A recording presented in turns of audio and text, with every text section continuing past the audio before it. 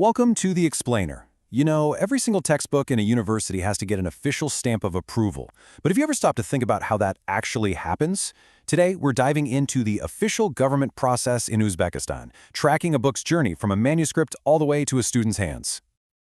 All right, so here's our game plan. We're going to follow the entire journey, right from the moment you hit submit on an application, all the way through the expert review, what the results actually mean, and even what happens if you need to appeal. Let's get into it. So if you're an author or a publisher in Uzbekistan, this is the big question, right? How do you get your book approved? And the answer? Well, it isn't guesswork. It's all laid out crystal clear in one key government document. And this is it. It all kicks off with Government Decree number 530. You can think of this document as the rule book. Its whole purpose is to create a totally transparent and unified system, making sure every single textbook is measured against the exact same yardstick. Okay, let's dive into this journey. We're going to look at the whole roadmap for getting that official approval. All right, first things first, starting the application.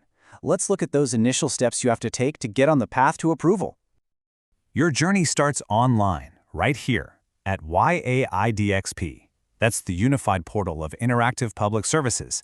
Basically, just think of it as the one and only digital front door for getting your textbook into the system. Getting started is actually a super simple three-step process. You submit your application and your textbook online, you pay the fee, and then, get this, the system automatically shoots it over to the right people in under 10 minutes. Super efficient, no waiting around for someone to push a button. Okay, so your application is in. Now what? This is where things get really interesting, the expert evaluation. Let's see what happens behind the scenes after you apply. And as soon as it's in, a clock starts ticking. First, they do a quick technical check. That takes about 3 working days. If they find any little issues, you get another 3 days to fix them. And once you're past that, the main review begins. And there's a hard deadline for this, 25 working days max. So what are the experts actually judging? Well, it's not random.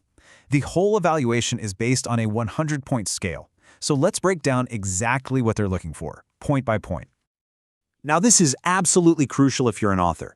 Look at this table. The biggest chunk of points, a full 20 of them, comes from making sure your content aligns with educational standards. After that, things like scientific basis and clarity are super important too. The takeaway here is pretty clear. It's all about academic quality and making sure it's right for students. And I really want to circle back to this number, 25. That's 25 working days. This isn't just a suggestion, it's a hard rule. It's there to make sure the process doesn't just drag on forever and authors know when they'll get an answer. All right, the evaluation is done. Now it's time to understand the results. Let's look at the outcome of your textbook's evaluation. Okay, so after all that review, it really just boils down to one magic number, 86. If you score 86 points or higher, you're in. Your textbook is recommended. But if you get 85, just 1 point less, it's a no-go. There's no wiggle room here. It is a clear, hard line. Now, of course, there's a fee for this service. It's set at 90% of what's called the base calculation amount. But what's really interesting is how transparent they are about where every single bit of that fee goes.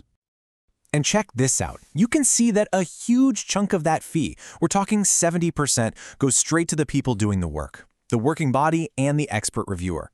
The rest is split between the ministry and other state services.